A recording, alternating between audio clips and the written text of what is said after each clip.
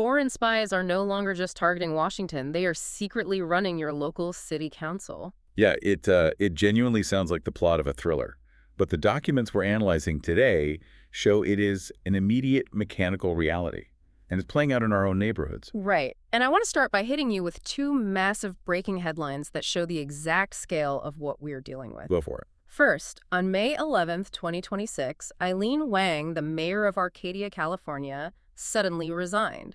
She pleaded guilty to acting as an illegal, unregistered agent of the Chinese government while holding local office. Which is just wild to think about. Exactly. And second, we have the November 2025 sentencing of Alice Guo.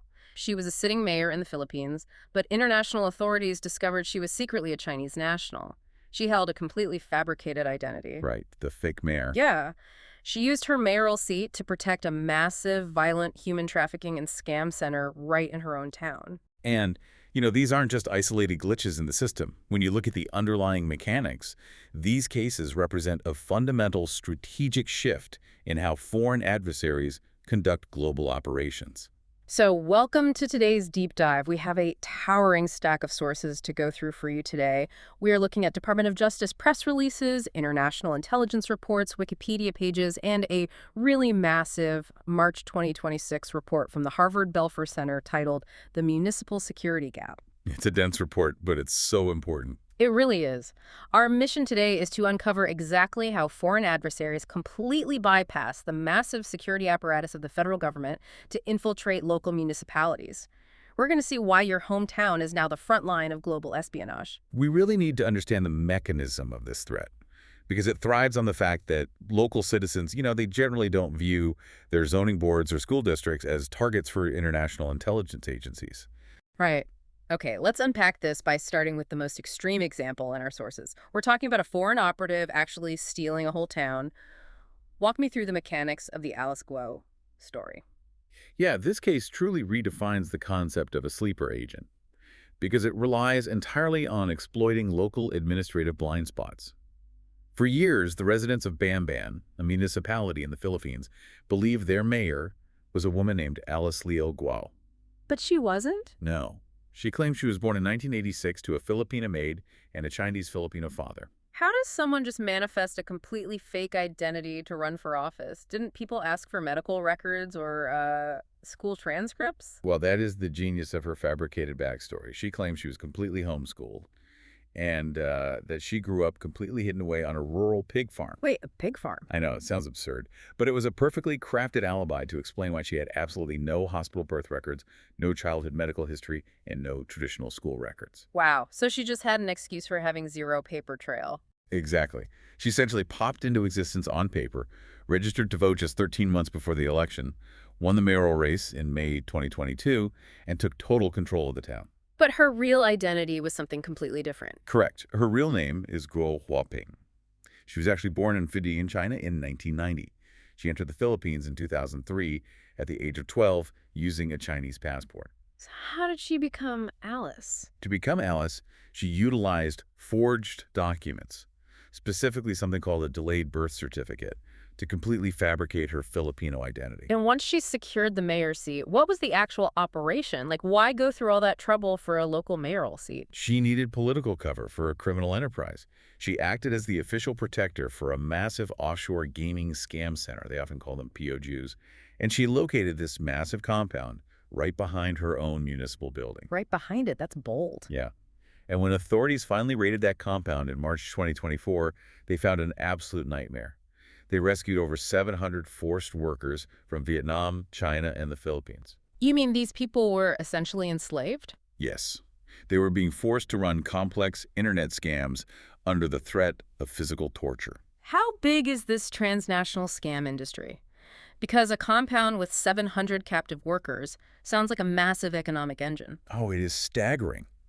The United Nations estimates that this specific global transnational scam industry stole $37 billion in 2023 alone. Billion, with a B. Yes, $37 billion. That is unbelievable. And her downfall only happened when the National Bureau of Investigation managed to match her current fingerprints to her old Chinese passport from 2003. But she didn't just surrender, right? The sources mention an escape. Oh, she definitely didn't go quietly. Hmm. When the walls closed in, she fled the country in a pink-striped helicopter. A pink-striped helicopter. You can't make this stuff up. It's wild. She bounced through Malaysia and Singapore, leveraging regional networks, before Indonesian police finally captured her in September 2024. Ultimately, in November 2025, a court sentenced her to life in prison. Okay, an escape in a pink-striped helicopter is wild. But I want to focus on the mechanics here. How does a national intelligence network completely miss a foreign national taking over a town? If we connect this to the bigger picture, we start to see a defined strategy. Intelligence experts call it the Trojan Council. We have to understand the concept of asymmetric warfare here. For the last 20 years, national governments have spent billions hardening their federal defenses, cybersecurity, border control, counterintelligence. So foreign adversaries look for the path of least resistance. Which is the local town hall. Exactly. Local towns lack the massive counterintelligence resources of the federal government. Think about the person processing that delayed birth certificate. Right, a local clerk. Yeah. A small-town municipal clerk is trained to check if the ink is dry and the fee is paid. They do not have the tools, the budget, or the training to detect a sophisticated foreign intelligence operation. Adversaries target local officials because the local government is essentially an unguarded side door. So a small, underfunded town in the Philippines lacks the resources to verify a fake birth certificate. That makes logical sense. But surely a wealthy, highly resourced suburb in the United States is insulated from this kind of infiltration, right? I think so. Which brings us to the second case.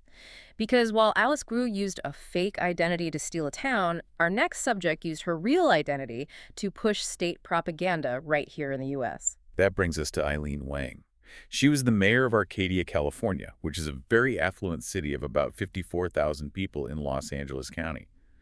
On the surface, she was a standard, engaged local politician. But behind the scenes, she and an associate named Mike Sun secretly operated a website called the U.S. News Center. Now, how did they position this website? Like, was it obvious propaganda? Not at all. That is the crucial mechanism here. They disguised this website as a legitimate, independent community news source tailored specifically for the local Chinese-American diaspora.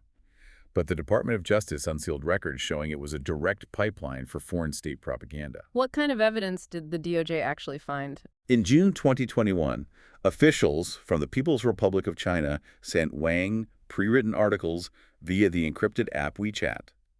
This wasn't generic news about trade. This was a highly specific essay explicitly denying the human rights abuses, forced labor, and genocide occurring in Xinjiang. And what was her response? Did she push back on publishing it? She published it almost instantly. Minutes after receiving the encrypted text, she posted the propaganda on her site.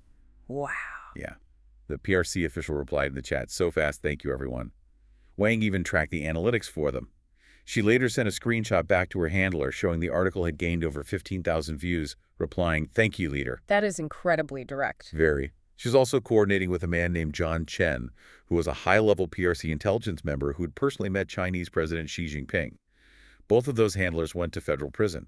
Chen got 20 months in November 2024, and Sun got 4 years in October 2025. Hold on, let me play devil's advocate for a second. I was reading up on the local fallout before we started, and the Arcadia city manager released a public statement pointing out that absolutely no city finances or city letterhead were ever involved in this operation. Right, that's true. Furthermore, this specific WeChat conduct happened in June 2021, which was well before she was officially sworn in as mayor in December 2022. So why is the Department of Justice treating a local councilwoman running a neighborhood blog like a massive national security threat? That is a highly logical question, Hmm. but gets to the very heart of how long-term foreign intelligence operations function. It's essentially venture capitalism for espionage. Venture capitalism? How so? Think about it. You don't try to buy Apple today when it's worth trillions. You invest in 100 tiny garage startups, hoping one of them becomes Apple in 10 years. Ah, I see. Foreign intelligence networks do not wait until someone is sitting in the Oval Office or the Senate to make contact, because the security is way too tight by then. The strategy is called cultivating up-and-coming politicians. They identify and build relationships with rising local politicians, school board members, and city council members long before they hold major national power. They get in on the ground floor when the security is basically non-existent. Precisely. And by using these fake local news sites, they solve a massive trust issue. People naturally trust a neighborhood blog covering local events much more than they trust a foreign state news channel broadcasting from Beijing. That makes sense. The adversaries weaponize that local trust. They seamlessly inject state propaganda into diaspora communities to control the narrative, suppress political opposition, and build a base of influence. She wasn't just running a blog. She was acting as an unregistered agent of a foreign government to manipulate American voters at the granular level. That makes total sense. And when you dive into the March 2026 report from the Harvard Belfer Center, you realize Wang and Guo are not isolated anomalies. They are the result of a systematic, well-funded playbook. Absolutely. The report is called The Municipal Security Gap, and it details just how massively outgunned our local towns are. What does the scale of this mismatch actually look like? The asymmetry of resources is frankly terrifying when you look at the numbers. The Belfer Center found that China has massive, state-funded foreign affairs offices dedicated specifically to managing city-level relationships around the globe. Okay. When you compare the number of Chinese international relations staff dedicated to this mission to the number of U.S. municipal staff handling international partnerships, the ratio is 100 to 1. 100 to 1. Our local mayors are walking into a totally unbalanced fight. They really are. And the report outlines how foreign governments weaponize perfectly normal civic institutions, like sister city agreements. Most people just see a sister city sign on the highway and think it's about cultural exchange. How does that become a threat? The Chinese Communist Party uses a political influence agency called the United Front Work Department, or UFWD. Their entire job is to embed themselves in local community organizations abroad. They use these sister city agreements to quietly force U.S. cities to accept geopolitical stances, like the One China principle, as a condition for local trade or cultural exchange. And we are seeing real political pushback on this now. I saw in the sources that Representative John Molinar publicly demanded that Des Moines, Iowa cut its sister city ties with Xi Jinping. Yes. The concern was that a completely innocent local high school choir trip was being funded and used as a propaganda tool by the UFWD. Exactly. Foreign funding in local education is a massive vector. It's why lawmakers like Representative Aaron Bean introduced the TRACE Act. That legislation is specifically designed to force transparency, requiring local public school districts to expose any foreign funding hidden in their curriculums or parent-teacher organizations. But the physical infiltration goes way past school choir trips, doesn't it? The DOJ recently busted agents establishing actual illegal foreign law enforcement outposts right in our neighborhoods. Yeah, that's one of the most alarming parts. I need you to explain this to me, because the idea of a secret police station in America sounds insane. How does that practically work? It works by hiding in plain sight. Mm-hmm. In December 2024, a man named Chen Jinping pleaded guilty to operating a secret police station in Lower Manhattan. Mechanically, they rent office space and disguise it as a local community center or a tax help office for expats. But in reality, it operates as an extension of a foreign intelligence service. What are they doing in there? They use these stations to illegally monitor, harass, and intimidate foreign nationals or dissidents living in the U.S. If someone is speaking out against the regime, agents from these secret stations will track them down in America, threaten their families back home, and try to force them to return. Wow. It is a complete violation of national sovereignty, operating right under the noses of local police who just see a community center. So they're exploiting the physical landscape of our cities. But the Belfer report makes it clear that the digital threats are just as severe. They highlighted a software called CityWorks. Can you break down what that is and why it's so vulnerable? CityWorks is essentially the digital backbone for local government infrastructure. It is a platform used by state and local governments all over the country to manage water systems, waste management, and public works. And hackers went after it? Hackers breached this software, and they didn't just steal data. They actively mapped out physical utility systems and installed digital backdoors for future access. And as cities rush to modernize, it seems like they are just expanding the target area. Municipalities love adding smart city technology. They put internet-connected sensors on everything, from traffic lights to water meters to optimize city services and save taxpayer money. They do, but the Belfer report reveals a devastating statistic about the mechanics of those devices. These sensors operate on what's called the Internet of Things, or IoT. The report found that 98% of this IoT device traffic used by municipalities is entirely unencrypted. 98%. Let me make sure I'm grasping this. It's like spending billions to put state-of-the-art steel locks and biometric scanners on the front door of the country, but leaving all the basement windows wide open with neon signs pointing at them. That is the perfect analogy. The federal government secures the Pentagon, but leaves the local water treatment plant exposed. Which raises an important question. Why is the federal government letting this happen? Why aren't local mayors being warned about these specific, highly advanced threats? Right, isn't there a federal duty to warn? If the intelligence agencies know a local town is being targeted by a nation-state hacker, aren't they required to tell them? In theory, yes. But the Belfer Center points directly to how broken the system is mechanically.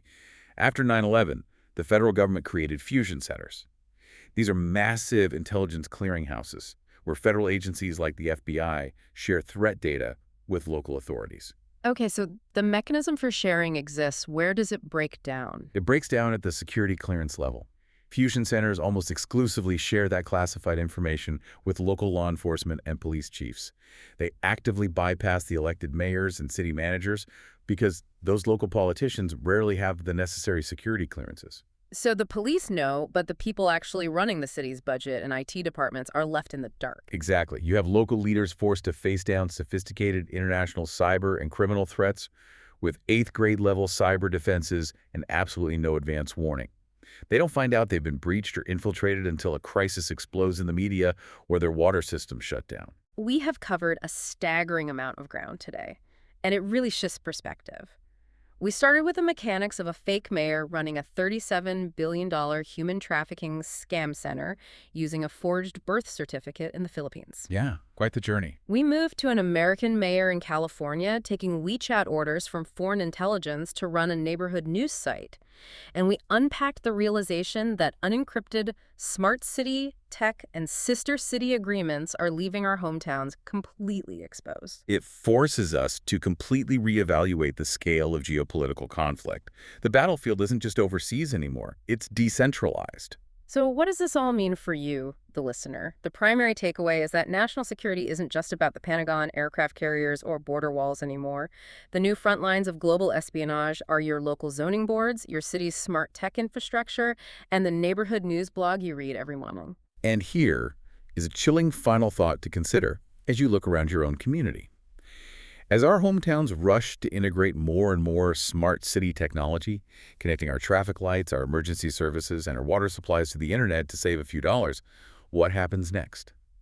What happens when the next massive global conflict doesn't begin with a troop movement or a missile launch, but with a foreign adversary simply logging into your local city council's unencrypted network and turning the lights off? Foreign spies are no longer just targeting Washington. The real question is, are they already sitting in your town hall?